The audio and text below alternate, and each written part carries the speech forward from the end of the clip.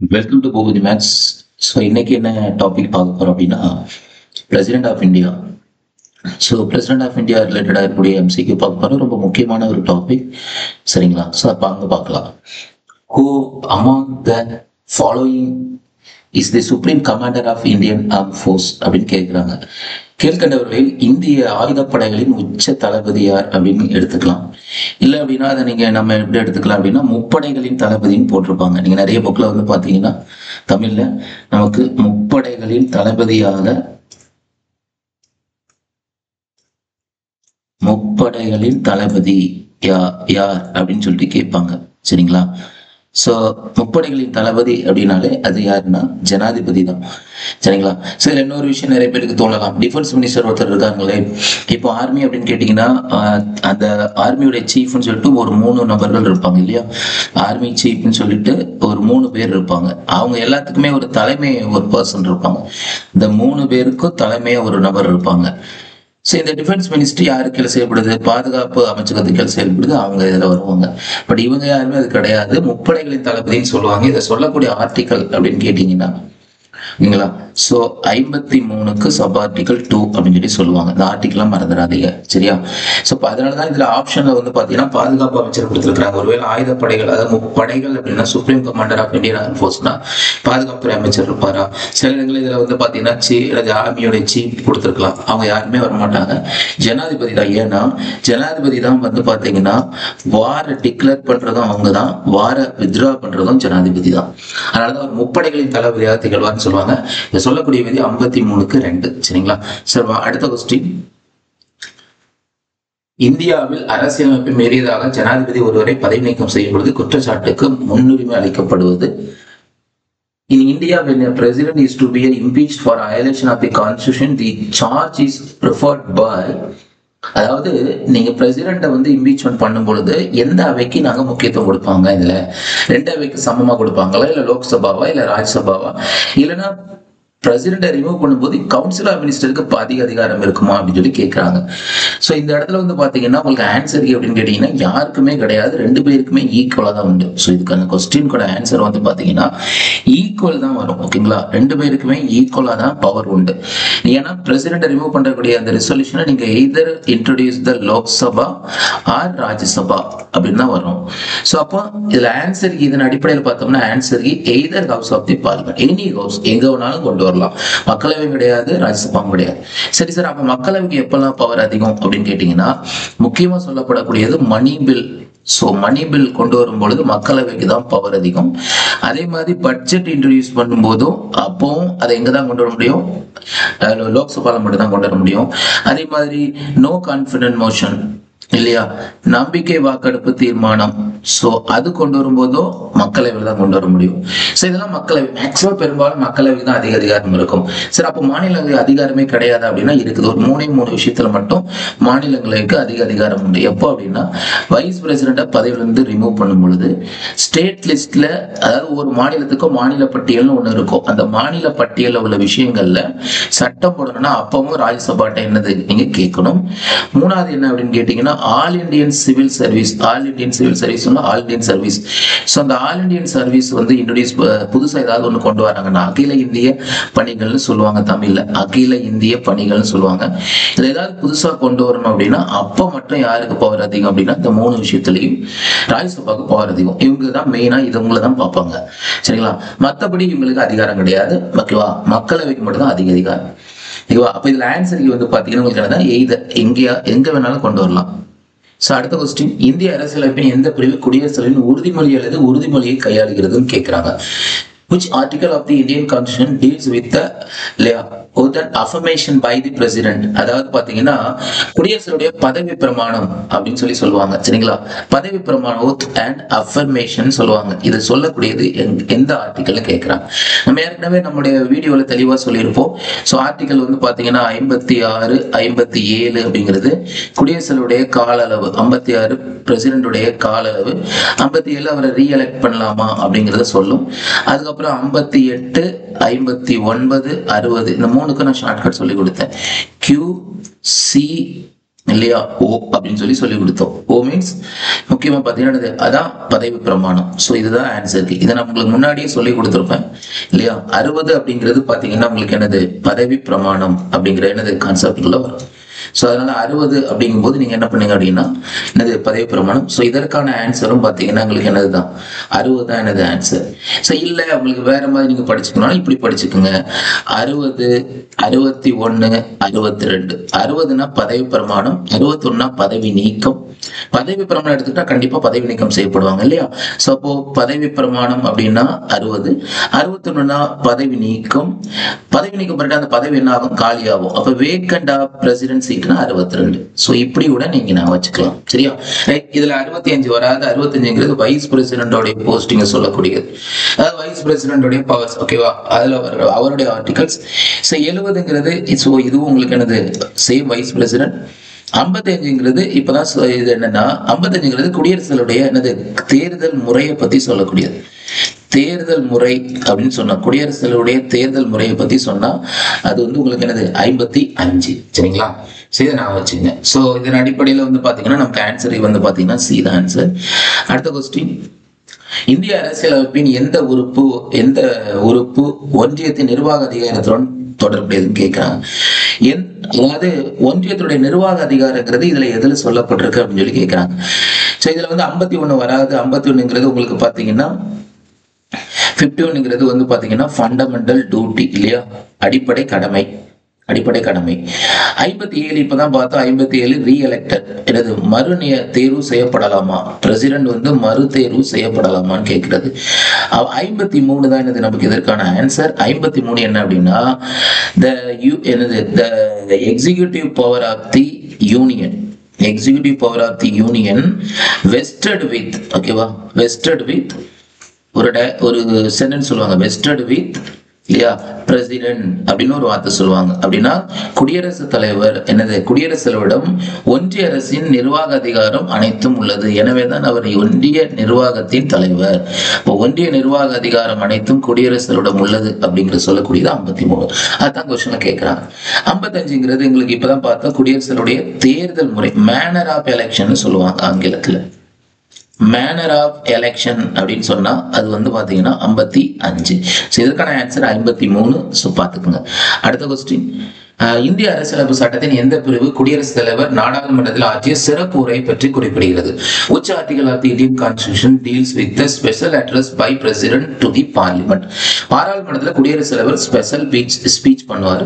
So அதை சொல்லக்கூடிய article என்னன்னு கேட்கிறாங்க. ஓகேவா? சோ அவர் சிறப்புரை ஆற்றுவது அப்படின்னு கேட்டீங்கன்னா ஆர்டிகல் என்னது 87. சோ 87 தான் இதுக்கு என்னது சரியான ஆன்சர். அவருடைய 86ங்கிறது வந்து பாத்தீங்கன்னா ஒரு மெசேஜ் அனுப்புவாங்க. பிரசிடென்ட் வந்து 86 மூலமா மெசேஜ் சென்ட் பண்ணுவாங்க. ஓகேவா? யாருக்குன்னா பாராளுமன்றத்தை கூட்ட சொல்லியோ.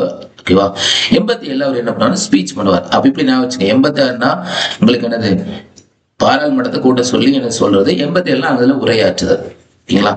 சோ இதை பார்த்து வச்சுங்க. 79 அப்படிங்கிறது நமக்கு தெரியும். 79ங்கிறது பாராளுமன்றத்தை சொல்லக்கூடியது வந்து பாத்தீங்கன்னா 79. 80ங்கிறது உங்களுக்கு லோக்சபா, ராஜ்யசபா. 81ங்கிறது என்னது லோக்சபா, மக்களவை சொல்லக்கூடியது. சரியா? சோ அதனால இதை பார்த்து வச்சுங்க. இதுக்கான ஆன்சர் வந்து பாத்தீங்கன்னா 87. நம்ம போட்டிருப்போம் 87 சப்பார்டிகல் 1 தான். சோ அவருடைய ஸ்பெஷல் அட்ரஸ் சொல்லுது. அடுத்தது, which article of the Indian Constitution is related with the right to president to address send the message to house? Message எப்ப சென்ட் பண்ணுவாங்கன்னு கேக்குறாங்க. இந்திய அரசியலமைப்பு சட்டத்தின் எந்த பிரிவு குடியரசுத் தலைவருக்கு உரையாற்றவும் வீட்டுக்கு செய்தி அனுப்பவும் என்னது சொல்கிறதுன்னு கேக்குறாங்க. ஆக்சுவலி உரையாற்றுதல் வராது, ஸ்பீச்ங்கிறது 87 தான். சென்ட் மெசேஜ் அப்படின்னு வரும். ஓகேவா? the president address and send the message. ஓகேவா? President address and send the message. பாராளுமன்றத்துக்கு மெசேஜ் அனுப்புறது எந்த ஆர்டிகல் கேட்டதுங்க. இப்பதான் சொன்னது 86. சரிங்களா? 86 தான் என்னது அதனுடைய ஆர்டிகல்ஸ். சோ இதுதான் என்னது ஆன்சரியா இருக்கும். சோ அது போக எனக்கு அதர்ஸ் ஆர்டிகல்ஸ் அப்படின்னு கேட்டீங்கன்னா 84 குவாலிஃபிகேஷன் ஆஃப் தி என்னது membership of the parliament. Actually பாத்தீங்கன்னா என்னது பாராளுமன்றத்தோட எம்பியோட குவாலிஃபிகேஷன் சொல்லக்கூடியது 84. 88 ரொம்ப முக்கியமான ஆர்டிகல்ஸ் என்ன அப்படின்னு கேட்டீங்கன்னா the minister and attorney general உடைய ரைட்ஸ் பத்தி சொல்லக்கூடியது. Minister and attorney general rights. சரி, இது என்ன சொல்லலாம் அப்படின்னா அமைச்சர்கள் ஓகேங்களா, பிளஸ் வந்து பாத்தீங்கன்னா மத்திய தலைமை வழக்கறிஞர் ஓகேவா, மத்திய தலைமை வழக்கறிஞர் இவங்க 2 பேருக்குரிய அதிகாரத்தை சொல்லப்படுது. என்ன அதிகாரம்னா ஒண்ணு இல்ல, பாராளுமன்றத்துல இரு அவைகளிலும் அவங்களுக்கு பேசுவதற்கும் பாராளுமன்ற இரு அவைகளும் அமர்வதற்கு அவங்களுக்கு உரிமை உண்டு. அமைச்சர்களுக்கு அங்க என்னது பேசுவதற்கான உரிமை உண்டு. அமைச்சர்கள் எந்த அவையிலும் போய் உட்கார்ந்து பேசலாம். அதே மாதிரி அட்டார்னி ஜெனரல் என்ன பண்ணலாம்னா 2 அவைகளிலும் உட்கார்ந்து அவை நடைமுறை கவனிக்கலாம், ஆனா வாக்கு மட்டும் செலுத்த முடியாது. அதை உங்களுக்கு சொல்லக்கூடிய ஆர்டிகல் தான் இது. 90 வந்து பாத்தீங்கன்னா என்னது டெப்டி சேர்மனுடைய பதவி வந்து வேக்கண்ட் ஆகுது. சரிங்களா, இதுல சில நேரங்கள் ரொம்ப ரேரா கேட்கக்கூடியது. சரி, நீங்க எந்த ஆர்டிகல் ஞாபகம் வச்சுங்க, 85, 86 அடிக்கடி கேட்கக்கூடியது. அடுத்தது இந்திய யூனியன் நிர்வாகத்தின் அரசியலமைப்பு தலைவர் யாருன்னு கேட்கிறாங்க. The constitutional head of the executive of the union. நம்ம ஏற்கனவே கிளாஸ்ல தெளிவா சொல்லியிருப்போம். என்னது கான்ஸ்டிடியூஷனல் ஹெட் அப்படின்னு சொல்லி கேட்டாங்கனாலே உங்களுக்கு யாரு, யூனியனா இருந்தா பிரசிடென்ட் வருவாங்க, யூனியனா இருந்தா பிரசிடென்ட் வருவாங்க. அதே ஸ்டேட்டா இருந்தா உங்களுக்கு யார் வருவாங்க, கவர்னர் வருவாங்கன்னு நான் சொல்லியிருக்கேன் இல்லையா. சேம் அதான் இதுக்கும் answer. So president of India தான் பாத்தீங்கன்னா எக்ஸிகியூட்டிவ் ஹெட்னு சொல்லுவாங்க. அதுதான் நம்ம என்ன சொல்லணும்னா ஒன்றிய நிர்வாகத்தின் தலைவர். பிரசிடென்ட் பத்தி நம்ம சொல்லும் போது ஒன்றிய நிர்வாக தலைவர், ஓகேவா, ஒன்றிய நிர்வாக தலைவர் அப்படின்னு எடுத்துக்குவாங்க சொல்லுவாங்க. அடுத்தது என்ன அப்படின்னு கேட்டீங்கன்னா ஒன்றியங்கிறது சில இடத்துல மத்தியன்னு சொல்லலாம். ஓகேவா, ஒன்றிய அரசின் தலைவர், சேம் அதே இதை ஒன்றிய அரசின் தலைவர் இப்படியே சொல்லலாம். ஓகேங்களா, சோ அதே மாதிரி கான்ஸ்டிடியூஷனல் ஹெட், சோ இது எல்லாமே அதே மாதிரி நாமினல் ஹெட், ஒன்றிய அரசினுடைய பெயரளவு தலைவர். சோ இது எல்லாம் வந்து கேட்டாங்க அப்படின்னா யாருதான், பிரசிடென்ட் ஆஃப் இந்தியா தான் உங்களுக்கு என்னது வரும். சரிங்களா, சரி ஆரம்பிச்சுங்க. மக்களவை சபாநாயகர் கிடையாது. மக்களவை சபாநாயகர்னா நீங்க இப்படி எடுத்துங்க, ஃபர்ஸ்ட் மெம்பர் ஆஃப் லோக்சபா அப்படின்னு எடுத்துங்க. First member of Lok Sabha. Vice president, சரிங்களா. சோ வைஸ் பிரசிடென்ட் கிடையாது. இந்தியாவுடைய இரண்டாவது பெரிய பதவி அப்படின்னு கேட்டீங்கன்னா அது என்னதான், வைஸ் பிரசிடென்ட் தான். பிரதமர்ங்கிறது ஹெட் ஆஃப் தி கவர்மெண்ட். பிரதமரை நீங்க எடுத்துக்கிட்டா head of the union government அப்படின்னு எடுத்துக்கலாம். Head of the union government தமிழ்ல வந்து பாத்தீங்கன்னா மத்திய அரசாங்கத்தின் தலைவர். இங்க அரசின் தலைவர்னு போட்டோமா, அங்க அரசாங்கத்தின் தலைவர்னா பிரதமர் வருவார். சரி, ஓகே. அடுத்த கொஸ்டின், இந்திய அரசின் யூனியன் ஒன்றிய நிர்வாக தலைவர் யார்? சேம் அதே கொஸ்டின் அப்படியே கேட்டாங்க. ஒன்றிய நிர்வாக தலைவர் யாருன்னு கேட்கிறாங்க. இந்திய அரசினுடைய ஒன்றிய நிர்வாக தலைவர் யாருன்னு கேட்கிறாங்க. இப்பதான் சொல்லியிருந்தா ஒன்றிய நிர்வாக தலைவர்னா யாரு தான் வருவாங்க, union executive of the government of India அப்படின்னு கேட்டீங்கன்னா யாரு தான், ஜனாதிபதி தான். இவ்வளவு நேரம் அதை தான் பார்த்தோம்.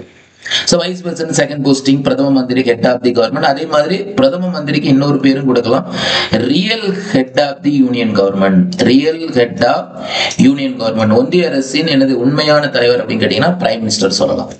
சீஃப் ஜஸ்டிஸ்க்கு அப்படி ஒரு பேர் கிடையாது. அப்ப இதற்கான ஆன்சர் வந்து பாத்தீங்கன்னா பிரசிடென்ட் ஆஃப் இந்தியா தான். 9வது கொஸ்டின், மாநில ஆளுநர் இந்தியாவின் டேனஸ் மூலம் ஒரு மாநிலத்திலிருந்து மற்றொரு மாநிலத்துக்கு மாற்றப்படலாம். The state governor may be transfer from one state to another by the days of India.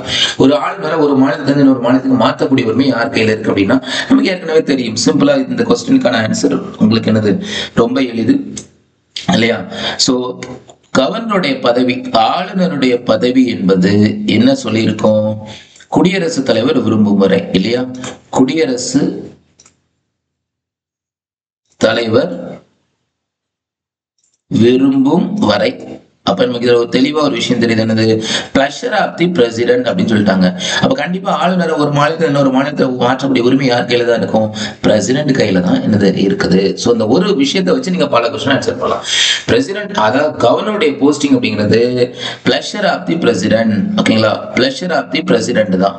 அப்படின்னா அதுக்கு மீனிங் என்ன அப்படின்னா குடியரசுல விரும்பும் போது அவர் இந்த பதவியில இருக்கலாம். அப்ப அவர் தான் ஒரு மாநிலத்தில் இன்னொரு மாநிலத்துக்கு ஒரு டிரான்ஸ்ஃபர் பண்ணலாம். பிரைம் மினிஸ்டர் கிடையாது. பிரைம் மினிஸ்டர் இன்டைரக்டா ரோல் பண்ணுவாங்க, மாத்த சொல்லி பிரைம் மினிஸ்டர் அட்வைஸ் பண்ணுவாங்க, இன்டைரக்டா ரோல் பண்ணுவாங்களே தவிர அவங்கள அதுல எடுத்துக்க முடியாது. ராஜ்யசபாவுக்கு அதுக்கும் சம்பந்தம் இல்லை, மக்களவைக்கு அதுக்கும் சம்பந்தம் இல்லை. சரியா, அடுத்த கொஸ்டின் 10வது கொஸ்டின், முதல்வர் இல்லாத யூனியன் பிரதேசங்களில் கீழ்கண்டவர்களில் யார் பொறுப்பு? Who among the following in the charge of the union territories in the absence of chief minister? Actually ஒரிஜினலா இந்த கொஸ்டினுக்கு ஆன்சர் ஜனாதிபதி தாங்க. பட் உங்களுடைய ப்ரீவியஸ் கொஸ்டின் பேப்பர்ல என்ன சொல்லியிருக்காங்க அப்படின்னா, ஸோ ப்ரீவியஸ் இயர்ல அவங்க கொடுக்கும்போது லெப்டினன்ட் கவர்னர் கொடுத்துருக்காங்க. சரிங்களா, துணைநிலை ஆளுநர். ஏன்னா ஒரு யூனியன் பிரதேசங்கள்ல வந்து பாத்தீங்கன்னா ஒரு 3 யூனியன் பிரதேசங்கள்ல மட்டும் ஓகேவா லெஜிஸ்லேட்டிவ் அசம்பிளி உங்களுக்கு என்னது இருக்குது. ஒன்னு வந்து பாத்தீங்கன்னா பாண்டிச்சேரி, இன்னொன்னு வந்து பாத்தீங்கன்னா டெல்லி, இன்னொன்னு ஜம்மு காஷ்மீர். இந்த 3 மாநிலங்களையும் சட்டமன்றங்கள் இருக்குது. இந்த 3 சட்டமன்றங்கள் இருக்கு இல்லைங்களா, இங்க வந்து யார் இருக்காங்கன்னா லெப்டினன்ட் கவர்னர் இருப்பாங்க. லெப்டினன்ட் கவர்னர்னா துணைநிலை ஆளுநர் இருப்பாங்க. சப்போஸ் இதுல முதல்வர் இல்லைன்னா லெப்டினன்ட் கவர்னர் தான் ரூல் பண்ணுவாங்க. பட் யாருடைய ஆலோசனைப்படி, யாருடைய அட்வைஸ் படி அப்படின்னா பிரசிடென்ட் ஆஃப் இந்தியா தான் வரும். அதனால இதுக்கு 2 ஆன்சர் இதுல வரும். பட் ஒரிஜினல் ஆன்சர் ஜனாதிபதி தான் கரெக்டான ஆன்சர். யூனியன் பிரதேசங்கள்ல முதல்வர் இல்லைன்னா ஜனாதிபதி தான் டைரக்டா ரூல் பண்ணுவார். ரூல் பண்ணும்போது தன்னுடைய ஒரு நிர்வாக அதிகாரியா யாரை போடுவாங்கன்னா துணைநிலை ஆளுநரை போடுவாங்க. பட் ஆனா ஆன்சருக்கு இல்ல லெப்டினன்ட் கவர்னர் போட்டிருக்காங்க நீங்க பார்த்தா. பட் ஒரிஜினல் ஆன்சர் ஜனாதிபதி தான் இதுக்கு ஆன்சர். சரிங்களா, பிரைம் மினிஸ்டர் வர மாட்டாங்க, இந்திய தலைமை நீதிபதியும் வர மாட்டாங்க. சரிங்களா, இதை பார்த்துக்குங்க. சரிங்களா, so lieutenant governor in charge. But ஜனாதிபதி தான் அவர் என்ன பண்ணுவாங்கன்னு அவருக்கான அதிகாரத்தை சொல்லுவார். ஏன்னா டைரக்டா ரூல் வந்து ஜனாதிபதி தான். பட் இவர் அவர்கிட்ட கேட்டு தான் செய்வாங்க. டிஃபரெண்ட் நிறைய இருக்குதுங்க. So, அடுத்தது 11வது, as per the article 53 of the Constitution of India, with whom are all the executive power of the union vested. இந்திய அரசியலமைப்பின் 53வது பிரிவின் படி யூனியன் அனைத்து நிர்வாக அதிகாரங்களும் யாரிடம் உள்ளன? இப்பதான் நம்ம கொஞ்ச நேரம் முன்னாடி ஃபர்ஸ்ட் கொஸ்டின் பார்த்தோம். ஒன்றிய அரசுடைய என்னது யூனியன் பவர்ஸ், அதாவது ஒன்றிய அரசினுடைய அந்த எக்ஸிகியூட்டிவ் பவர் எல்லாமே யார்கிட்ட இருக்குது? நமக்கு பிரசிடென்ட் கிட்ட இருக்கு. அதனாலதான் அதை சொல்லக்கூடிய ஆர்டிகல் தான் 53 சப் ஆர்டிகல் 1ன்னு சொல்லியிருந்தோம். அவங்க கேட்கிறாங்க. கவர்னர் வராது. கவர்னர் அப்படிங்கிறது பாத்தீங்கன்னா மாநில அரசுடைய எக்ஸிகியூட்டிவ் பவர் ஆஃப், ஓகேவா, எக்ஸிகியூட்டிவ் பவர் ஆஃப், ஓகேவா, ஸ்டேட் கவர்மெண்ட் யாருக்கிட்ட இருக்கு அப்படின்னு கேட்டீங்கன்னா அது ஆளுநர்கிட்ட இருக்குது. சரிங்களா, அதுதான் ஆளுநர்கிட்ட இருக்கக்கூடியது. சரியா, சோ இதை பார்த்து வச்சுங்க. பிரதமர் கிடையாது, தலைமை நீதிபதி இந்த ஆன்சர் வர மாட்டாங்க. சரி, அடுத்தது, இந்திய நாட்டின் மிக உயர்ந்த நிர்வாகி யார் அப்படின்னு கேட்கிறாங்க. நாட்டினுடைய என்னது ஹையஸ்ட் எக்ஸிகியூட்டிவ் அத்தாரிட்டி அப்படின்னா யாரை சொல்றாங்க அப்படின்னு கேட்கிறாங்க. நமக்கு தெரிஞ்ச ஒண்ணுதான், ரொம்ப எளிமையான கொஸ்டின். ஹையஸ்ட் அத்தாரிட்டி அப்படின்னாலே யாருதான்? பிரசிடென்ட் ஆஃப் இந்தியா தான். சபாநாயகர்லாம் கிடையாது, வைஸ் பிரசிடென்ட் கிடையாது, என்னது பிரதமரும் கிடையாது. சரிங்களா, சோ உடனே இதுல நிறைய பேர் கேட்கலாம், உயர்ந்த நிர்வாக அதிகாரி பிரதமர் அப்படின்னா இல்லைங்க, பிரதமர் கிடையாது. ஏன்னா அவர் வந்து பாத்தீங்கன்னா மெஜாரிட்டி பார்ட்டியோட தலைவரா பிரதமர் இருக்காரு. எப்போனாலும் அவருடைய ஆட்சி கலைக்கப்படலாம், மெஜாரிட்டி ப்ரூஃப் பண்ணலாம். உயர்ந்த பதவி இல்லைன்னா இப்படி எடுத்துங்க. ஃபர்ஸ்ட் சிட்டிசன் யாரு? முதல் குடிமகன் யாரு? முதல் குடிமகன் அப்படின்னா நம்ம யாரை சொல்லுவோம்? பிரசிடென்ட். சோ அவர் தான் மெயின். அப்ப இந்தியாவுடைய முதல் போஸ்டிங்னா பிரசிடென்ட் தான். 2வது தான் பாத்தீங்கன்னா வைஸ் பிரசிடென்ட். சரிங்களா, மக்களவையோட சபாநாயகருக்கு 7வது இடம். மக்களவையோட சபாநாயகருக்கு 7வது இடம். இவருக்கு வந்து பாத்தீங்கன்னா உங்களுக்கு எத்தனை இடம்னா கிட்டத்தட்ட வைஸ் பிரசிடென்ட்டுக்கு 2வது இடம். ஓகேவா, சோ பிரதமர், ஓகேவா, பிரதமருக்கு வந்து பாத்தீங்கன்னா அவர் வந்து ஹெட் ஆஃப் தி என்னது கவர்மெண்ட் அவர் செயல்படுவார். சரியா, ரைட். அடுத்த கொஸ்டின், இந்திய அரசியலமைப்பின் பிரிவு 123 கீழ்கண்டவை யாருக்கு அவசர சட்டங்களை ஏற்றும் அதிகாரத்தை வழங்குகிறது? Article 123 of the Constitution of India gives the power to enacting the ordinance to whom among the following. So அப்ப என்ன கேக்குறாங்கன்னா, இந்திய அரசியலமைப்புல அவசர சட்டம் ஏற்றக்கூடிய அதிகாரத்தில் 123 யாருக்கு சொல்றாங்க அப்படின்னு சொல்லி கேட்கிறாங்க. 123 அப்படின்னு வந்தாலே பாத்தீங்கன்னா ஒன்றிய அரசாங்கம். அப்போ ஒன்றிய அரசாங்கத்துல உங்களுக்கு அவசர சட்டம் போடக்கூடிய உரிமை யார் கையில கொடுத்திருப்பாங்க? சோ அது வந்து பாத்தீங்கன்னா ஜனாதிபதி தான். எப்போ அப்படின்னா லோக்சபா ராஜ்யசபா 2 அவையில ஏதோ ஒரு அவை இல்லைன்னா 2 அவையும் செயல்படாத பொழுது இவர் என்ன பண்ணுவாருன்னா பிரசிடென்ட் வந்து பாத்தீங்கன்னா அவசர சட்டத்தை என்னது பிறப்பிப்பார். எதுல அப்படின்னா மத்திய அரசாங்கம் எதெல்லாம் சட்டம் போடுமோ அதுல இவர் அவசர சட்டத்தை பிறப்பிக்க இவருக்கு அதிகாரம் உண்டு. இது தெரிஞ்சு வச்சுக்கேன். ரைட் சார், இந்த அவசர சட்டத்துக்கு என்ன சார் இது அப்படின்னு கேட்டீங்கன்னா, இந்த அவசர சட்டத்தோட வேலிடிட்டி அப்படின்னா 6 மந்த் வேலிடிட்டி. 6 வீக்குக்குள்ள அப்ரூவல் வாங்கணும். 6 வீக்குக்குள்ள அப்ரூவல் வாங்கணும். 6 மந்த் அதோடைய வேலிடிட்டி. ஸோ இதுதான் உங்களுக்கு சொல்லக்கூடியது. எப்போ போடுவாங்க? லோக்சபா ராஜ்யசபா 2மே செயல்படுறேன்னா இல்ல ஒரு அவை வந்து கலைக்கப்பட்டிருந்தா, லோக்சபா கலைக்கப்பட்டிருந்துச்சுன்னா அவர் வந்து சட்டத்தை போடுவாங்க. ஏன்னா இந்தியாவில் ஒரு விஷயம் சட்டமா மாறணும்னா லோக்சபா ராஜ்யசபா 2 பேர்ட்ட அனுமதி வாங்கணும். 2மே செயல்படணும்னா இப்ப சட்டம் போட்டே ஆகணும். அப்ப அவசர சட்டம் யார் போடுவா? பிரசிடென்ட் போடுவா. சபாநாயகர் கிடையாது, பிரதமரும் கிடையாது, வைஸ் பிரசிடென்ட் கிடையாது. 14வது கொஸ்டின், பின்வரும் விதிகளில் எது இந்திய ஜனாதிபதியின் வீட்டோ அதிகாரத்தை குறிப்பிடுகிறது? which of the following article discuss the veto power of the president of India? So veto அதிகாரத்தை சொல்லக்கூடியது எந்த ஆர்டிகல் உங்களுக்கு கேக்குறாங்க. சரிங்களா, ஆர்டிகல் ஓகேவா 111 தான் பாத்தீங்கன்னா உங்களுக்கு வீட்டோ அதிகாரம். சரிங்களா, 114 உங்களுக்கு என்னது வராது. 114 உங்களுக்கு இல்ல. 122 உங்களுக்கு என்னது அதுவும் வராது. கிட்டத்தட்ட 145 உங்களுக்கு என்னது வராது. 145 சுப்ரீம் கோர்ட்டுக்கு போயிருங்க. சரிங்களா, இதற்கான ஆர்டிகல் வந்து பாத்தீங்கன்னா 111. சரிங்களா, அதுங்க போட்டிருப்போம். சரி இப்ப இதுல இன்னொரு விஷயம், வீட்டோனா என்னென்ன வீட்டோலாம் அவருக்கு இருக்குது அப்படிங்கறத நான் ஒரு சின்னதா ஒரு ஷார்ட் சொல்லிடுறேன். ஒண்ணு வந்து பாத்தீங்கன்னா அப்சல்யூட் வீட்டோ. ஓகேவா, அப்சல்யூட் வீட்டோ. இன்னொன்னு பாத்தீங்கன்னா சஸ்பென்சிவ் வீட்டோ. இன்னொன்னு பாக்கெட் வீட்டோ. ஓகேவா, இன்னொன்னு குவாலிஃபைடு வீட்டோ. சோ இதுல அப்சல்யூட் வீட்டோஸ் என்ன அப்படின்னு கேட்டீங்கன்னா ஒரு முழுமையா மறுக்கிறது. ஒரு பில் வருதுன்னா அதை கம்ப்ளீட்டா பிரசிடென்ட் வந்து மறுத்தா அதுக்கு பேர் பாத்தீங்கன்னா அப்சல்யூட் வீட்டோ. சஸ்பென்சிவ்னா அந்த மசோதாவை ரிட்டர்ன் அனுப்புறது. பாக்கெட் வீட்டோன்னா டேட்டே சொல்லாம, எந்த விதமான டேட்டும் சொல்லாம அதை வந்து பெண்டிங்ல வைக்கிறது. சரிங்களா? குவாலிஃபைட் வீட்டோ அப்படின்னா கிட்டத்தட்ட இதுவும் பாத்தீங்கன்னா சஸ்பென்சிவ் வீட்டோ மாதிரி தான். இப்போ பிரசிடென்ட் ஒரு மசோதாவை திருப்பி அனுப்புறாரு வச்சுங்க, அதை அவர் ஒரு தடவை மட்டும் தான் திருப்பி அனுப்ப முடியும். மறுமுறை அதை வந்து பாராளுமன்றம் சும்மா அனுப்புனா கூட அவர் என்ன பண்ணியாகணும், கையெழுத்து போட்டாகணும். ஓகேவா? இப்ப கூட ரீசெண்டா வந்து பாத்தீங்கன்னா இப்ப கவர்னருக்கு ஒரு இதே மாதிரி அதிகாரத்தை பத்தி சொல்லியிருக்காங்க இல்லையா? ஒரு மசோதாவை இரண்டாவது முறையாக சட்டமன்றம் அனுப்பிச்சுன்னா கவர்னருக்கு கையெழுத்தே போட்டாங்கன்னு சொல்லிட்டு நேற்று தான் உங்களுக்கு ஜட்ஜ்மெண்ட் காப்பி ஜட்ஜ்மெண்ட் வந்துச்சு இல்லையா? கவர்னருடைய அந்த அதிகாரத்துல இப்போ கவர்னருடைய அந்த பில் சைன் பண்றாருல அந்த அதிகாரத்துல சுப்ரீம் கோர்ட் தலையிடுது. சோ இது வந்து நிறைய பேர் பாசிட்டிவ் சொல்றாங்க, நிறைய பேர் வந்து ஃபெடரலிசம் கான்செப்ட பேசுறாங்க, நிறைய பேர் வந்து பாத்தீங்கன்னா இல்ல அது எப்படி கவர்னருடைய அதிகாரத்துல எப்படி தலையிடலாம் அப்படின்னா இது அரசியல போய் சீர்குலைக்குது அப்படிங்கிறாங்க. சோ இந்த மாதிரி வரதுனால அடிக்கடி இதை பத்தி கேட்பாங்க. சஸ்பென்சிவ் வீட்டோ அப்படின்னா ரெண்டு பேருக்கும் ஒண்ணுதான், யாரு பிரசிடென்ட்டுக்கு ஒண்ணுதான், கவர்னருக்கு ஒண்ணுதான். ஒரு முறை மட்டும் தான் திருப்பி அனுப்ப முடியும். மறுமுறை வந்து எனது பாராளுமன்ற திருப்பி அனுப்பினா அவர் கையெழுத்து போட்டே ஆகணும். ஆனா இந்த குவாலிஃபை வீட்டோ அப்படி கிடையாது. பிரசிடென்ட் வந்து ஒரு முறை அந்த மசோதாவை திருப்பி அனுப்பிட்டா அதை மறுபடியும் அவங்க அனுப்பணும்னா ஸ்பெஷல் மெஜாரிட்டி மூலமா அனுப்பினா மட்டும் தான் அவர் கையெழுத்து போடுவார். ஸ்பெஷல் மெஜாரிட்டி மூலமா அனுப்பினா மட்டும் தான் கையெழுத்து போடுவாரு. அப்படின்னா அந்த இடத்துல யாருக்கு அதிகாரம் கொடுக்குறோம்? பிரசிடென்ட்டுக்கு அதிகாரம் கொடுக்குறோம். ஆனா இந்தியாவில் பிரசிடென்ட்டுக்கு அதிகாரம் கொடுக்கல, எல்லா அதிகாரத்தையும் பாராளுமன்றத்துக்கு கொடுத்தனால இந்த வீட்டோ நமக்கு கிடையாது. இந்த வீட்டோ எந்த பிரசிடென்ட்டுக்கு இருக்குன்னா யூஎஸ் பிரசிடென்ட்டுக்கு இருக்கு. ஓகேவா? குவாலிஃபைட் வீட்டோ, தகுதி வீட்டோ அப்படிங்கிறது வந்து பாத்தீங்கன்னா நம்ம இந்திய ஓகேவா பிரசிடென்ட் கிடையாது. அது யாருக்கு இருக்கு அப்படின்னா என்னது அமெரிக்கன் பிரசிடென்ட்டுக்கு இருக்கு. சரியா? அடுத்த கொஸ்டின், இந்திய குடியரசுத் தலைவர் தேர்தலில் போட்டியிடுவதற்கு தேவையான குறைந்தபட்ச வயது என்ன? ரொம்ப எளிமையான கொஸ்டின். அந்த minimum age record to contest the election of the president of India நீங்க படிச்சிருப்பீங்க, must be 35 years படிச்சிருப்பீங்க. அவ்வளவுதாங்க. சரி, 25 years என்ன சார் அப்படின்னா 21 yearsங்கிறது என்னது உங்களுக்கு என்னது இப்போ பழைய முன்னாடி இருந்த ஓட்டிங் ஏஜ், பிஃபோரா இருந்த அந்த ஓட்டிங் ஏஜ் எடுத்துக்கலாம். இல்லைன்னா லோக்கல் கவர்மெண்ட் இருக்கு இல்லையா, இந்த லோக்கல் கவர்மெண்ட் எலெக்ஷன்ல நிக்கிறதுக்கான மினிமம் ஏஜா எடுத்துக்கலாம். ரெண்டுல ஒண்ணு எடுத்துக்கலாம். 32 வயசு அப்படின்னு கேட்டீங்கன்னா 32 இயர்ஸ் அதுல இல்லைங்க, 25 இயர்ஸ் வேணா எடுத்துக்கலாம். 25 இயர்ஸ் அப்படின்னா லோக்சபா மெம்பர் ஆகுறதுக்கு உங்களுக்கான மினிமம் ஏஜ் வந்து பாத்தீங்கன்னா உங்களுக்கு 25 இயர்ஸ். அவ்வளவுதாங்க. சரிங்களா? சோ இதுல 35 இயர்ஸ் தான் இதுக்கான ஆன்சர். அடுத்து பின்வரும் நிபந்தனைகளில் எந்த ஒரு வேட்பாளருக்கு இந்திய குடியரசுத் தலைவராக தேவை இல்லை? which of the following condition is not required by the candidate to become the president of India? குவாலிஃபிகேஷன்ல வராதது எதுன்னு கேட்கறாங்க. முக்கியமா சில நேரங்கள் இந்த மாதிரி நாட்டுங்கும் போது அதை கேபிட்டல் லெட்டர்ல கொடுத்து வச்சிருப்பாங்க, நீ கொஞ்சம் கவனிக்கணும், அதனால தெளிவா தெரியட்டுமே அப்படிங்கிறதுக்காக தான்.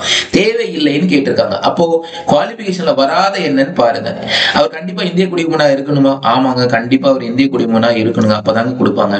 ஒரு மினிமம் ஏஜ் 30 ஏஜ் அடைஞ்சிருக்கணுமா? எஸ், இப்பதான் சொல்லியிருந்தோம். அதே மாதிரி பாராளுமன்றத்துல அவருக்கு 10 வருட அனுபவம் இருக்கணுமா அப்படின்னு கேட்டீங்கன்னா இல்ல. சோ அது நமக்கு கிடையாது. அப்ப இதான் ஆன்சர் கீ.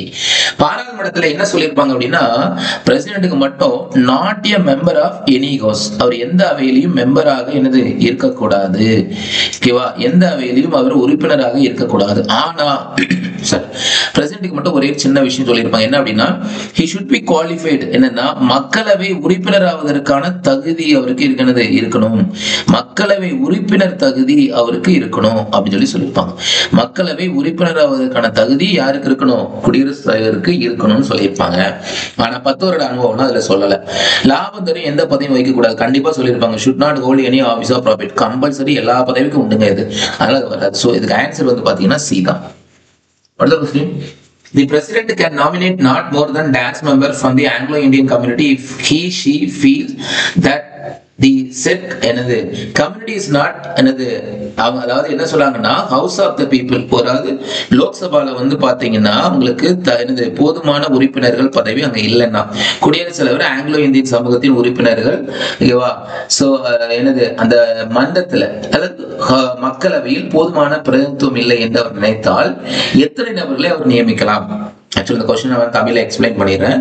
குடியரசுத் தலைவர் ஓகேவா, குடியரசுத் தலைவரானவர் அவர் அல்லது அவள் ஓகேவா மக்களவையில் போதுமான பிரதிநிதித்துவம் இல்லை என்று நினைத்தால், மக்களவையில் போதுமான பிரதிநிதித்துவம் இல்லை என்று நினைத்தால் ஓகேவா ஆங்கிலோ இந்தியன் சமூகத்தை சேர்ந்த எத்தனை நபர்களை அவர் பரிந்துரைக்கிறார் அப்படின்னு சொல்லி கேட்கிறாங்க.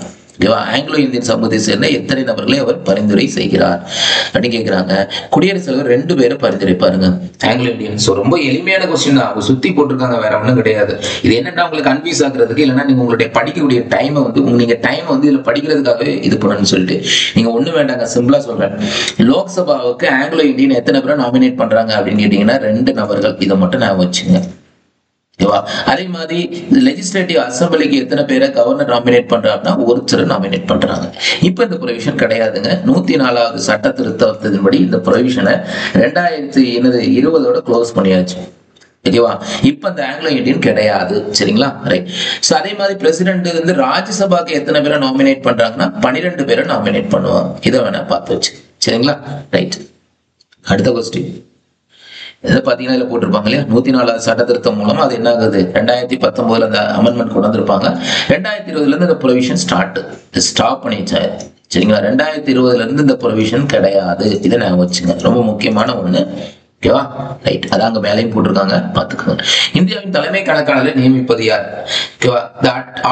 த controller of auditor general of India யார் அப்பாயின்மெண்ட் பண்றாங்கன்னு கேட்கறாங்க. ரொம்ப எளிமையான விஷயம். அவர் இப்ப நீங்க ஏதாவது ஒரு போஸ்டிங் கொடுத்து யார் அப்பாயின்மெண்ட் பண்றாங்கன்னு கேட்டாங்கன்னா அந்த போஸ்டிங் வந்து சென்ட்ரல்ல இருக்கா ஸ்டேட்ல இருக்கான்னு பாருங்க. சென்ட்ரல் இருந்தா கண்டிப்பா யார் தான் வருவா அப்படின்னு கேட்டீங்கன்னா ஜனாதிபதி தான் வருவாங்க. சோ இதுக்கான ஆன்சர் வந்து பாத்தீங்கன்னா ஜனாதிபதி தான். ஓகேவா? பிரதமர்லாம் கிடையாதுங்க. அடுத்தது, இந்திய அரசியலமைப்பின் எந்த பிரிவு குடியரசுத் தலைவரை பதவி நீக்கம் செய்வதற்கான வழிமுறையை வழங்குகிறது? இப்பதான் நம்ம சொல்லியிருந்தோம், பதவி நீக்கம் அப்படின்னாலே அது என்னதுதான், 61 தான். 59ங்கிறது பதவி பிரமாணம் இல்லையா? சரி, 59ங்கிறது என்னது, கண்டிஷன். 60ங்கிறது பதவி பிரமாணம் இல்லையா? இது கண்டிஷன். 61ங்கிறது என்னது, பதவி நீக்கம். 60ங்கிறது பதவி பிரமாணம். நம்ம இவ்வளவு நேரம் இதுக்கு முன்னாடி ஃபர்ஸ்ட் தான் பார்த்தோம். எப்போதுமே ஒரு டாபிக்கை படிக்கும் போது அதை ஃபுல்லாவே படிச்சு வச்சுங்க, அப்பதான் உங்களுக்கு ஈஸியா இருக்கும். 42 வராது. 42 என்னது, முக்கியமா இந்த மேட்டர்னிட்டி ரிலீஃப் கொடுக்கக்கூடிய டிபிஎஸ்பியில் வரக்கூடியது. 48 அப்படின்னு கேட்டீங்கன்னா உங்களுக்கு என்னது, காடுகளை இல்லையா, வனவிலங்குகளையும் பாதுகாக்கணும் இல்லையா, ஃபாரஸ்ட் அனிமல்ஸ். முக்கியமா இந்த அனிமல் ஹஸ்பண்ட்ரி நம்ம படிச்சிருப்போம் இல்லையா, அனிமல் ஹஸ்பண்ட்ரி படிச்சிருப்போம். அதுல 48A அப்படின்னா ஃபாரஸ்ட் அனிமலை நீங்க பாதுகாக்கணும்னு சொல்லுவாங்க இல்லையா. 48ங்கிறது உங்களுக்கு என்ன சொல்லியிருப்பாங்க அப்படின்னா, ஈவன் பசுவதை தடை சட்டம், அனிமல் ஹஸ்பண்ட்ரி இதெல்லாம் பாதுகாக்கணும்னு சொல்லக்கூடியது 48. 48 ஃபாரஸ்ட் அனிமல் அல்லது வைல்ட் லைஃப் அனிமல் பாதுகாக்கணும்னு சொல்லியிருப்பாங்க. ரைட். ஸோ இந்த ஆர்டிகல் நமக்கே தெரியும். சரி, அடுத்த கொஸ்டின் போலாம். The procedure of impeachment of the President of India is the mention in dash of the Constitution of India. இது எளிமையான கொஸ்டின். இந்திய ஜனாதிபதி பதவி நீக்கம் செய்வதற்கான நடைமுறை இந்திய அரசியலமைப்பு டேஷில் குறிப்பிடப்பட்டுள்ளது. அதே 61 தாங்க. சரிங்க, பதவி நீக்கம் செய்யணும் என்னங்க பண்ணணும் அப்படின்னு கேட்டீங்கன்னா, முதல்ல ஏதாவது ஒரு அவையில கொண்டு வரலாம், லோக்சபா அல்லது ராஜ்யசபா எங்க வேணாலும் கொண்டு வரலாம். ரெண்டாவது, அவருக்கு 1/4 மெம்பருடைய சைன் வேணும். எந்த அவையில கொண்டு வந்தாலும் 1/4 மெம்பர் அதுக்கு அப்ரூவல் கொடுக்கணும். ஓகேவா? ஒப்புதல் வழங்கணும். மூணாவது, உங்களுக்கு அவருக்கு 14 நாட்கள் அவருக்கு என்னதுன்னா 2 months அவருக்கு என்னன்னா நோட்டீஸ் பீரியட் கொடுக்கும். 14 நாட்கள். Yes, 14 days.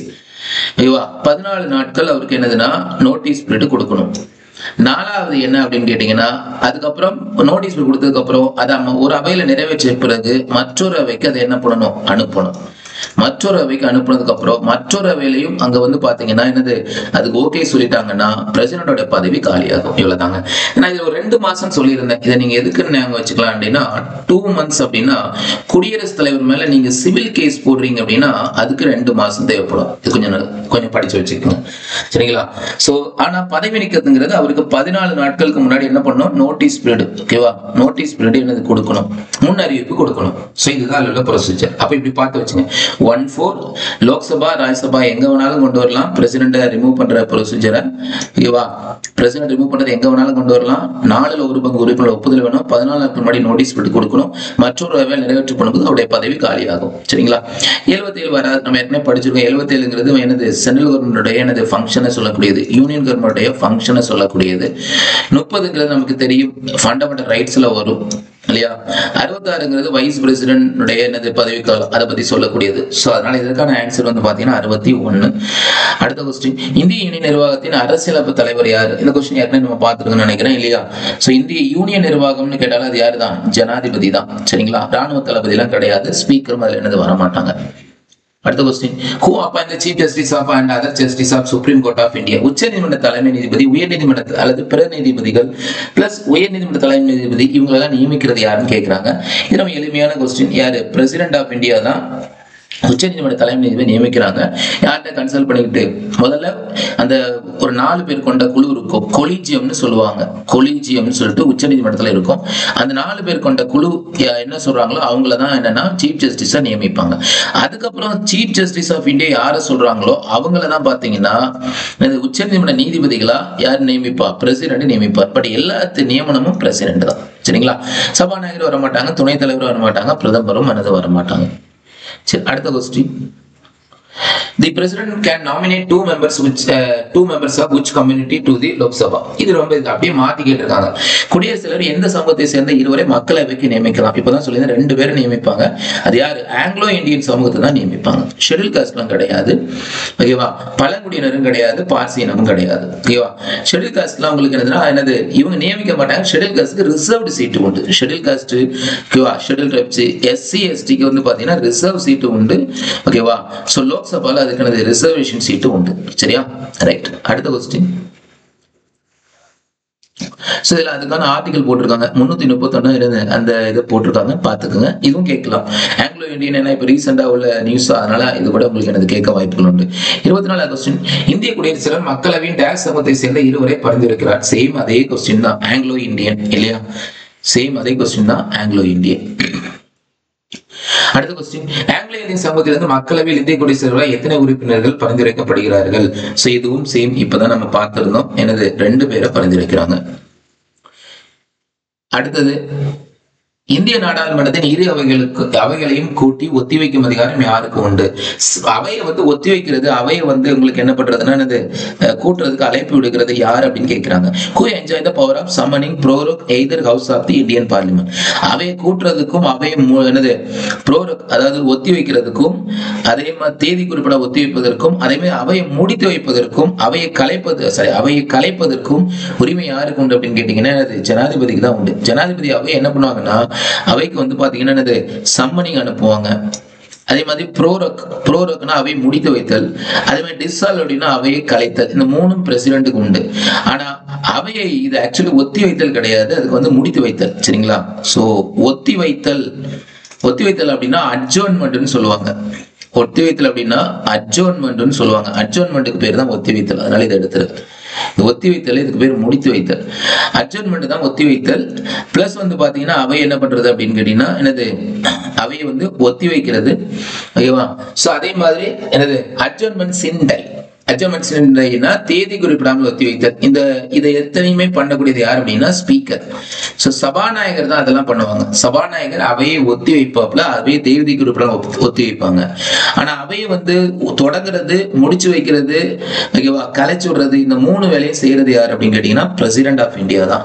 சோ இதுல வைஸ் பிரசிடென்ட் வந்து கிடையாது. வைஸ் பிரசிடென்ட் என்ன அப்படின்னு கேட்டீங்கன்னா அவர் அந்த அவையை என்ன பண்ணலாம், அதாவது ராஜ்யசபாவை என்ன பண்றது, அட்ஜர்ன்மெண்ட் பண்றது, ஒத்தி வைக்கிறதும், ராஜ்யசபாவை வந்து பாத்தீங்கன்னா தேதி குறிப்பிடாமல் ஒத்தி வைப்பதும் யாருடைய வேலை அப்படின்னு கேட்டீங்கன்னா வைஸ் பிரசிடென்ட் வேலை. ஏன்னா வைஸ் பிரசிடென்ட் ராஜ்யசபாவோட தலைவர் இல்லையா? இதை பார்த்து இதற்கான ஆன்சர் வந்து பாத்தீங்கன்னா உங்களுக்கு டெல்லி தான் ஆன்சர். பாத்துக்க. அடுத்து, இந்திய அரசியலமைப்பு சட்டத்தின் பின்வரும் விதிகள் குடியரசுடைய பதவி காலத்தை குறிப்பிடுகிறது. குடியரசுடைய பதவி காலத்தை சொல்லக்கூடிய ஆர்டிகல் ஒரு அருமையான கொஸ்டின். நான் இதை ஏற்கனவே சொல்லியிருக்கேன்.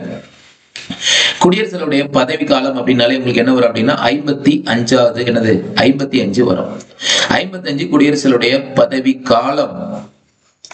53ங்கிறது குடியரசுடைய நிர்வாக அதிகாரத்தை பத்தி சொல்லக்கூடியது. நிர்வாக அதிகாரம். 54ங்கிறது குடியரசுத் தலைவர் தேர்தல். குடியரசுத் தலைவருடைய தேர்தல். ஓகேவா? சோ 56 தான் பதவி காலம். ஓகேவா? 56 தான் இதுல என்னதுன்னா அவருடைய பதவி காலம். அப்ப 55 என்ன சார் அப்படின்னு கேட்டீங்கன்னா 55ங்கிறது குடியரசுடைய மேனர் ஆஃப் தி எலெக்ஷன். நம்ம ஃபர்ஸ்டே பார்த்திருந்தோமே, ஞாபகம் இருக்குமே. மேனர் ஆஃப் தி எலெக்ஷன், குடியரசுடைய தேர்தல் முறை. சோ இந்த ஆர்டிகல் மொத்தமா படிச்சு வச்சுங்க. 56 தான் பதவிக்காலம். பதவிக்காலம்னா 5 years. குடியரசுடைய பதவிக்காலம் 5 வருடம். அந்த 5 வருடம் முடிவு வரை என்னது அவர் அந்த பதவியில இருக்கலாம். ஆனா குடியரசுத் தலைவர் தேர்தல் வந்து பாத்தீங்கன்னா எப்ப நடத்தப்படும் அப்படின்னா பிஃபோர் த எக்ஸ்பைரி டேர்ம், அதாவது அவருடைய பதவிக்காலம் முடிவடைவதற்கு 6 மாதத்திற்கு முன்பாக அவருடைய தேர்தல் நடத்தணும். சோ இதை நீங்க படிச்சு வச்சுக்கோங்க. இந்திய அரசு சட்டத்தில் பின்வரும் விதிகள் குடியரசுடைய பதவி காலத்தை குறிப்பிடுதுன்னு கேட்கிறாங்க. இது காமன் கொஸ்டின். ஆனா இருந்தாலும் நீங்க படிக்கும்போது எதையும் சேர்த்து படிச்சு வச்சுக்கணும் அப்படின்னு கேட்டீங்கன்னா, ஐயோவா அவருடைய பதவி காலங்கிறது எவ்வளவு ஆண்டுகள், அதே மாதிரி எலெக்ஷன், அவருடைய எலெக்ஷன் எப்ப நடத்தணும், 6 மாதத்துக்கு முன்பாகவே நடக்கணும். காலம் முடிவடையும் 6 மாதத்துக்கு முன்பாக நடக்கணும். அடுத்து அவருடைய பதவி காலத்துக்கு அப்புறமும் அவர் அந்த பதவியில வைக்கலாமா எமர்ஜென்சி டைம்ல அப்படின்னு கேட்டீங்கன்னா எஸ், அதுக்கப்புறம் வைக்கலாம். இந்த இதுக்கு ஆன்சர் 56 தான். 55ங்கிறது தேர்தல் முறையை பத்தி சொல்லக்கூடியது. 54 அவருடைய தேர்தல். 53 அவருடைய நிர்வாக அதிகாரம். ஒரு நல்ல கொஸ்டின், இது பாத்துங்க, முக்கியமா எதிர்பார்க்கக்கூடிய ஒரு கொஸ்டின் தான். அடுத்த கொஸ்டின், பின்னவற்றின் இந்திய அரசியலமைப்பின் பிரிவு 72 எதை கையாளுகிறது அப்படின்னு கேட்கிறாங்க. Pardoning power of the president, ஜனாதிபதியிடம் மன்னிக்கும் அதிகாரம், compulsion of jurisdiction of supreme court of India, இந்திய உச்சநீதிமன்றத்தின் அமைப்பு மற்றும் அதிகார வரம்பு, பிரதம மந்திரி நியமனம், பேச்சு சுதந்திரத்துக்கான உரிமை. 72ங்கிறது குடியரசுடைய மன்னிக்கும் அதிகாரத்தை சொல்லுதுங்க. மன்னிக்கும் அதிகாரம் அப்படின்னா குடியரசுத் தலைவர் வந்து குற்றவாளி என்ன பண்ணலாம் அப்படின்னா மன்னிக்கலாம், முழுவதுமாக மன்னிக்கலாம், ஓகேவா, அல்லது கம்யூட்டேஷன். கம்யூட்டேஷன் அப்படின்னா தண்டனையுடைய வெயிட்டேஜ் குறைக்கலாம், ஓகேவா, அல்லது வந்து பாத்தீங்கன்னா உங்களுக்கு என்னது ரெமிஷன், தண்டனையுடைய கால அளவை குறைக்கலாம். கால அளவை குறைத்தல் அப்படின்னா இப்போ 5 வருடம் கடுங்காவல் தண்டனை இருக்குன்னா அது 2 வருடமா மாத்துறது. கம்யூட்டேஷன் அப்படின்னு கேட்டீங்கன்னா உங்களுக்கு 5 வருட கடுங்காவல் தண்டனை இருக்கு வச்சுங்களேன், அதே 5 வருட சாதாரண தண்டனையா மாத்துறது. இதுதான் கம்யூட்டேஷன். தண்டனையுடைய வெயிட்டேஜ் குறைக்கிறது, இது காலத்தை குறைக்கிறது. ரெஸ்பைட்னு ஒண்ணு சொல்லுவாங்க. ரெஸ்பைட் அப்படின்னு கேட்டீங்கன்னா ஸ்பெஷல், சிறப்பு காரணங்களுக்காக தண்டனையை குறைத்தல். சிறப்பு காரணம் தண்டனை குறைப்பு, ஆனா சிறப்பு காரணத்துக்காக குறைத்தல் அப்படின்னு கேட்டீங்கன்னா என்னது, இதை நான் வச்சுங்க, ரெப்ரைவ், ஓகேவா. அடுத்தது வந்து பாத்தீங்கன்னா ரெஸ்பைட். அடுத்து இன்னொன்னு என்னதுன்னா ரெப்ரைவ்னு சொல்லுவாங்க. ரெப்ரைவ் அப்படின்னா தண்டனையை தற்காலிகமாக நிறுத்தி வைத்தல். தண்டனையை தற்காலிகமாக நிறுத்தி வைத்தல் செய்து இருந்துச்சுன்னா ஞாபகம் வச்சுங்க. இது அடிக்கடி கேட்கக்கூடிய ஒண்ணு, சரிங்களா. அப்போ பர்டனிங்னா மன்னிப்பு, கம்யூட்டேஷன் அப்படின்னா தண்டனை குறைப்பு, இது வந்து பாத்தீங்கன்னா தண்டனை கால குறைப்பு, ரெமிஷன்னா, ரெஸ்பைட்னா சிறப்பு காரணங்களுக்காக தண்டனை குறைக்கிறது, ரெப்ரைவ்னா தற்காலிகமா தண்டனையை நிறுத்தி வைத்தல். இந்த 5 அதிகாரமே யாருக்குன்னா பிரசிடென்ட் கொண்டு சொல்லக்கூடிய ஆர்டிகல் 72. அது உங்களுக்கு இந்த இடத்துல என்னது இருக்கும், சரிங்களா. பர்டன், ரெப்ரைவ், ரெமிஷன், ரெஸ்பைட், கம்யூட்டேஷன் பாத்துக்கோங்க. அடுத்தது, under which article can be president of India grant a burden, reprieve, respite or remission of punishment or suspend, remit and commute the sentence of any person convicted with a death sentence. இந்திய குடியரசுத் தலைவர் மரண தண்டனை விதிக்கப்பட்ட ஒரு நபருக்கு மன்னிப்பு, தளர்வு, அவகாசம், தண்டனை நீக்குதல், இடைநிறுத்தம் நீக்குதல் அல்லது தண்டனையை குறைப்பு ஆகியவற்றை எந்த விதியின் கீழ் வழங்க முடியும் கேட்கிறாங்க. இப்ப கேட்ட அதே கொஸ்டின் தான், சரிங்களா. சோ எந்த விதியின் கீழ் அப்படின்னு கேட்டீங்கன்னா உங்களுக்கு என்னது ஆர்டிகல் 72 கீழ் அவங்களால என்னது வழங்க முடியும், சரியா, நான் வச்சுங்க. அது போக இன்னொரு விஷயம், இதுல கவர்னருக்கும் கவர்னருக்கும் இதே மாதிரி பவர் உண்டு, பிரசிடென்ட்டுக்கும் பாத்தீங்கன்னா இதே மன்னிக்கூடிய அதிகாரம் உண்டு. ஆனா பிரசிடென்ட் மட்டும் இருக்கக்கூடிய 2 ஸ்பெஷல் அதிகாரம் என்ன அப்படின்னா டெத் சென்டென்ஸ், மரண தண்டனை குற்றவாளியை முழுவதுமாக மன்னிக்கக்கூடிய அதிகாரம். முழுவதுமாக மன்னிக்கக்கூடிய அதிகாரம் குடியரசுத் தலைவருக்கு மட்டும்தான் உண்டு. அதே மாதிரி ராணுவ தண்டனை பெற்ற குற்றவாளியை ராணுவ தண்டனை பெற்ற குற்றவாளியை மன்னிக்கக்கூடிய அதிகாரம் பிரசிடென்ட்டுக்கு தான் உண்டு. 2 அதிகாரமும் குடியரசுத் தலைவருக்கு மட்டும்தான் உண்டு, வேற யாருக்கும் கிடையாது, அதாவது கவர்னருக்கு கிடையாது. அப்ப கவர்னர் மரண தண்டனை குற்றவாளி என்ன சார் பண்ணலாம் அப்படின்னு கேட்டீங்கன்னா அவருடைய தண்டனையை வந்து குறைக்கலாம், தண்டனையை குறைக்கலாம், ஓகேவா. ஆனா மரண தண்டனை குற்றவாளி முழுவதுமாக மன்னிக்கூடிய அதிகாரம் யாருக்கிட்ட இருக்கு அப்படின்னா பிரசிடென்ட் கையில தான் இருக்குது. கவர்னருக்கும் இவங்களுக்கு ஒரு வித்தியாசம், இது படிச்சு வச்சுங்க. சரி, ஆர்டிகல் 123 அப்படின்னு கேட்டீங்கன்னா என்னது கடைசியானது நம்ம ஏற்கனவே சொன்னோம், அவசர சட்டம் ஏற்றக்கூடியது. ஆர்டிகல் 50 டிபிஎஸ்பி இல்லையா, ஆர்டிகல் 50 ஜுடிஷியரிய நீதித்துறையிலிருந்து ஜுடிஷியரி வந்து எக்ஸிக்யூட்டிவ்ல இருந்து பிரிக்கிறது. 65ங்கிறது வைஸ் பிரசிடென்ட் போஸ்டிங். சோ அதனால நமக்கு தெரிஞ்ச ஒண்ணுதான். 30வது question, who act as the president of India when both the president and the vice president are unavailable? குடியரசுத் தலைவர், துணை குடியரசுத் ஆகிய இருவருமே இல்லாத பொழுது இந்தியாவுடைய குடியரசுத் தலைவராக செயல்படும் உரிமை யாருக்கிட்ட இருக்குன்னு கேட்கிறாங்க. சோ அது யாருக்கு அப்படின்னு கேட்டீங்கன்னா இந்திய தலைமை நீதிபதிக்கு தான் அந்த அதிகாரம் இருக்குது, ஓகேங்களா. பிரசிடென்ட்டும் இல்ல, துணை குடியரசுத் தலைவரும் இல்ல அப்படின்னு கேட்டீங்கன்னா அப்ப யாரு, ஜஸ்டிஸ் ஜஸ்டிஸ் ஹிதயத்துல்லா கேள்விப்பட்டிருப்பீங்க. அவர் தான் இந்தியாவுடைய எனது தலைமை நீதிபதியா இருந்து பிரசிடென்ட் ஆக்ட் பண்ண ஒரு பர்சன். அப்போ குடியரசுத் தலைவரும் துணை குடியரசு இல்லாத பொழுது இந்திய தலைமை நீதிபதி தலைவர் எனது குடியரசுத் தலைவராக செயல்படுவார். இதை பார்த்து வச்சுங்க. சபாநாயகரும் கிடையாது, கேபினட் செக்ரட்டரியும் கிடையாது, மினிஸ்ட்ரி ஆஃப் ஹோம் அஃபேரும் கிடையாது. இதற்கான ஆன்சர் இந்திய தலைமை நீதிபதி. சரிங்களா? ரைட். ஸோ இதோட உங்களுக்கு ஃபர்ஸ்ட் பார்ட் முடியுது. ஸோ நெக்ஸ்ட் பார்ட்ல நான் உங்களை சந்திக்கிறேன். தேங்க்யூ.